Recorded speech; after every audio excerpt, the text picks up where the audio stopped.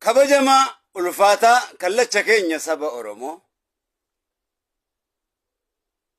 arra gadda guddatu nutti dhagayama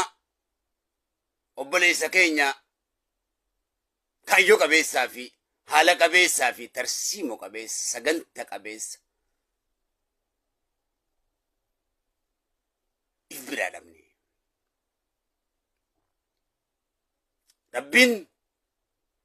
rahmata haa godhuufi jiraachisuufis ajjeesuufis mirga kan qabu mootummaan kan isaati waan ta'eef amiin. Artistiin keenya kun Kadir Ahmed mucaa bareedaa haalaa fi amala tolu sagalee bareedaa mijjaa